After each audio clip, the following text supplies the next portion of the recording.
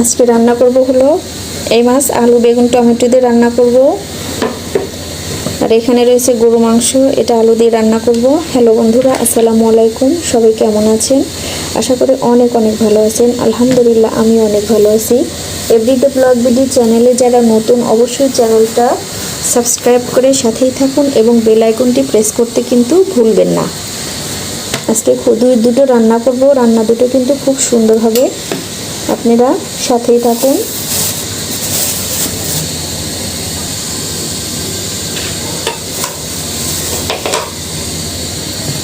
তো একটা বেগুন দিব,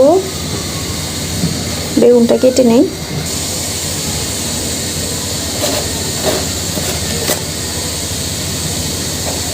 বেগুন কিন্তু খুব একটা ভালো নয়, যে বীজ বেগুনের, যে বেগুনের বীজ বেশি সেই বেগুন কিন্তু খেতে একটু মজা লাগে না।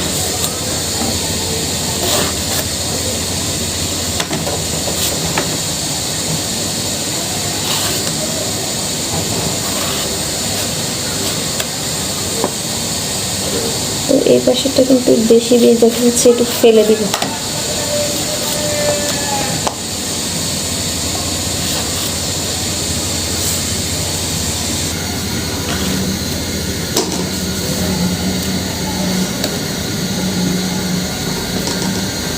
বেগুন এত কিন্তু দিব না, এই ফালিটা রেখে দিব, কারণ বেশি হয়ে যাবে তরকারি। বেগুনটা মোটেও ভালো হয় না।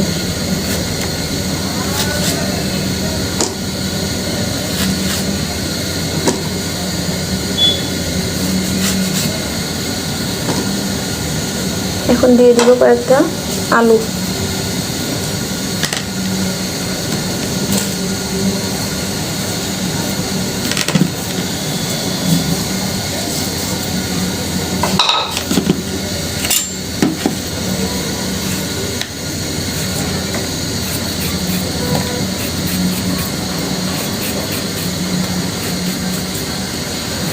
ইনশাআল্লাহ আমরা যারা মুসলিম আছি 5 ওয়াক্ত নামাজ পড়ব এবং রোজা রাখবো। আজকে রাতে সেহরি খেতে হবে, কালকে ইনশাআল্লাহ রোজা, প্রথম রোজা হবে, আল্লাহ যদি হায়াতে বেঁচে বেঁচে রাখে।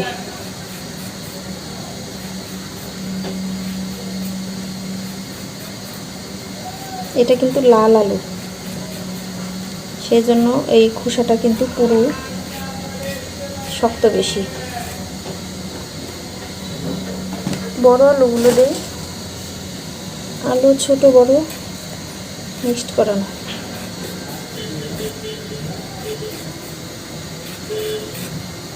তরকারি অল্প করে রান্নবো, চেষ্টা করব পুরো রমজান অল্প অল্প করে রান্না করতে, কারণ নষ্ট যেন না হয়। আর বাসি তরকারি কিন্তু খেতে একটুও ভালো লাগে না, তারপরে কিন্তু খাওয়াও হয় না। ফ্রিজে রেখে দেওয়া হয় ঠিকই, পরে কিন্তু এটা ঠিকই ময়লা ঝুড়িতে পড়ে যায়। এই কারণে সব কিছু অল্প অল্প করে রান্নবো, যা রান্নবো টাটকা টাটকা খাবো। হয়ে গেছে। এখন মাংসর জন্য আলু কাটি, কারণ আমার হাজব্যান্ডের হলো হাই প্রেশার, তার গরু মাংস অতটা খাওয়া যায় না। 1 পিস মাংস আর 2-3টা আলু হলে কিন্তু, ঝোল হলে সে ভাত খেতে পারবে।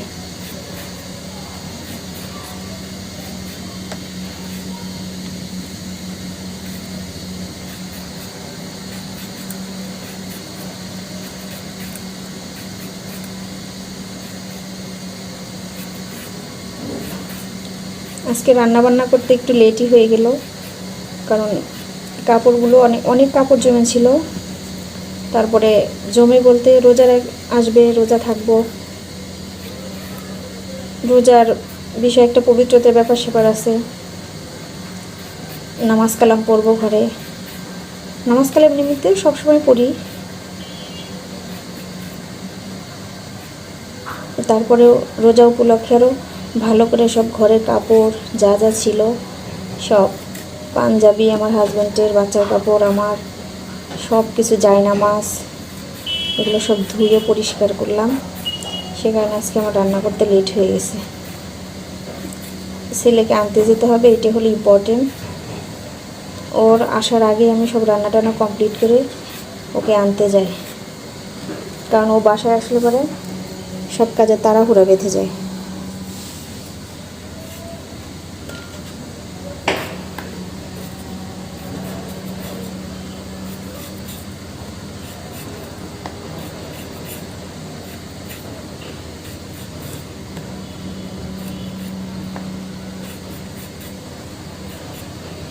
ছোট ছোট আলু তো একটু বেশি করেই দিব।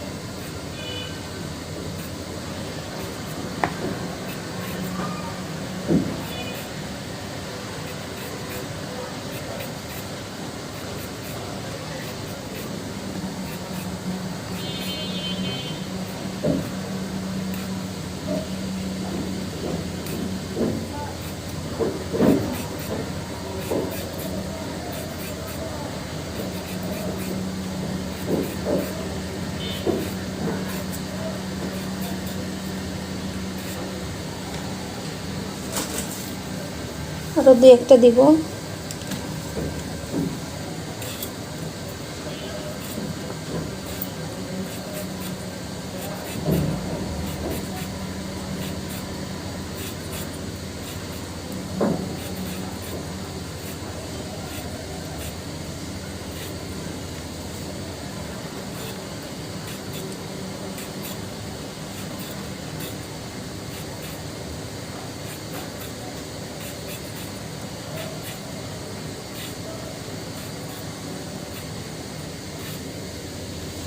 এই যে একটু আলু কেটে নিলাম, আর দিব না। টমেটো, পেঁয়াজ, মরিচ এগুলো কেটে নিব। পেঁয়াজগুলো ছিলে নেই।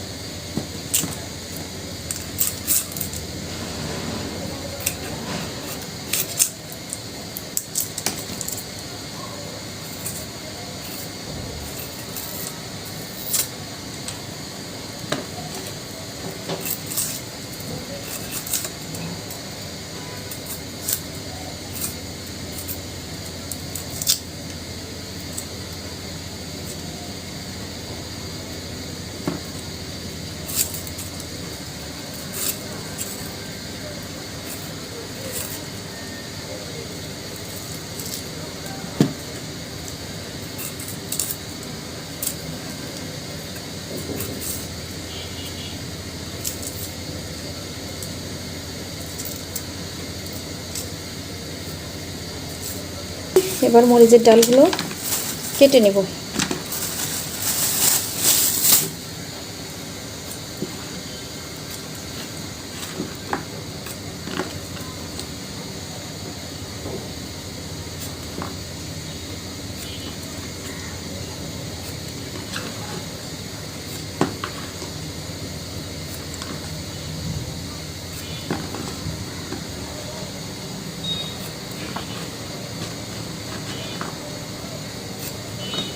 তোমার এই যে পেঁয়াজের খোসা ছাড়ানো শেষ, মরিচের ডাল ছাড়ানো শেষ। এখন আমি এগুলো সব ধুয়ে পরিষ্কার করে নিয়ে আবার আসছি।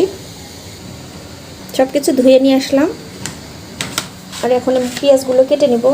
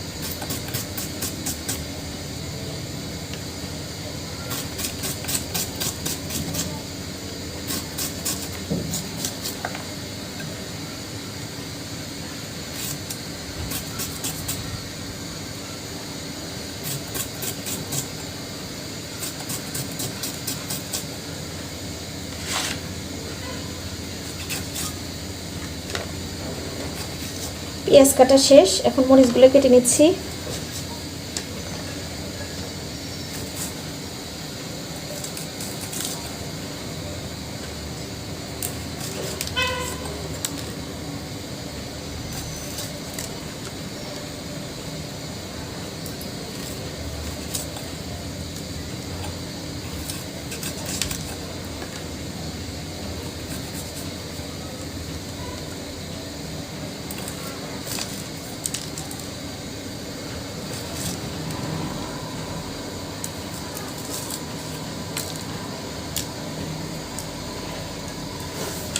তো পেঁয়াজ মরিচও কাটা শেষ হয়ে গেল। এখন এবার আমি রান্না করব। এই যে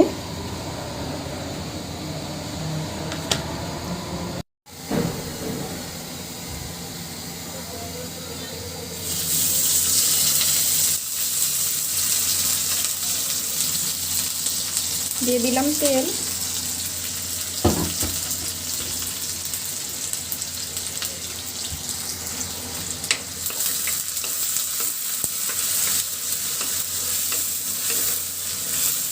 কালকে দুপুরে গ্যাস ছিল না, আজকে দুপুরে আলহামদুলিল্লাহ একদম ফুল গ্যাস।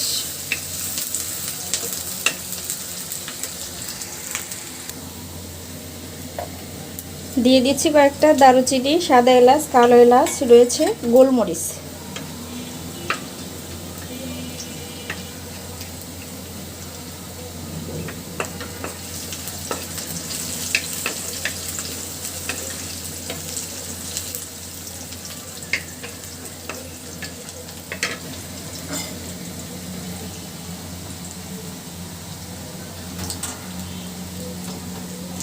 এখন এর ভিতরে দিয়ে দিব সবগুলো, এখানে মশলা আমি পেস্ট করে রেখেছি।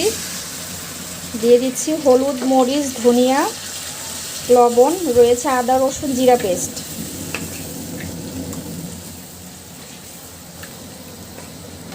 মশলাটা খুব সুন্দর করে কষিয়ে নিব। মশলাটা কিন্তু খুব সুন্দরভাবে কষানো হয়ে গেছে। এই যে উপর দিয়ে তেল ভেসে উঠেছে। এখন আমি দিয়ে দিচ্ছি এর ভিতরে ধুয়ে রাখা মাংস এবং আলু।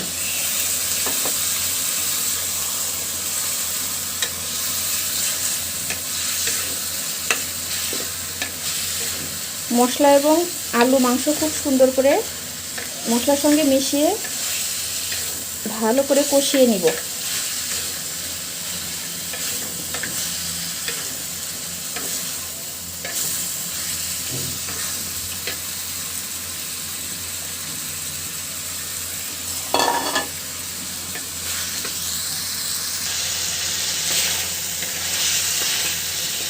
মশলার সঙ্গে মাংসটা কিন্তু খুব সুন্দরভাবে আমার কষানো হয়ে গেছে।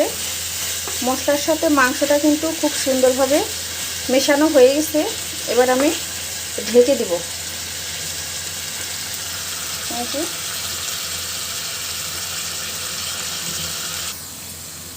এখন ঢেকে দিচ্ছি। ঝোলটা কিন্তু খুব সুন্দরভাবে ফুটতে শুরু করেছে। একটুখানি নাড়া দিয়ে দিই।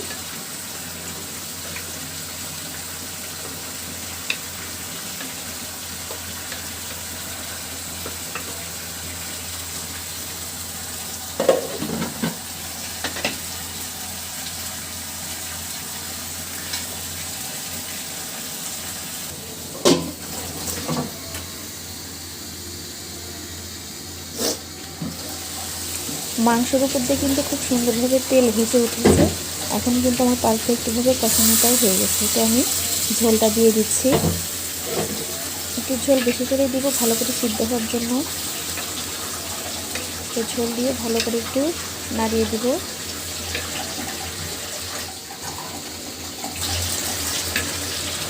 আর একটু ঝোল দিয়ে দিলাম।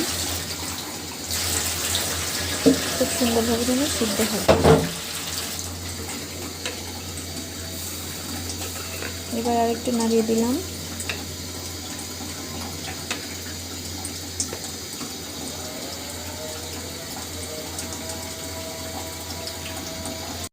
গরম গরম ভাতের সাথে নতুন আলু দিয়ে গরু মাংসের তরকারিটা খেতে কিন্তু অনেক ভালো লাগে।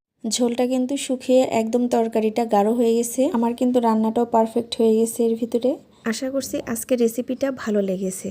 আর কিন্তু ভিডিওতে একটা লাইক কমেন্ট শেয়ার করতে ভুলবেন না। আজকের মতো এই পর্যন্তই। আল্লাহ হাফেজ।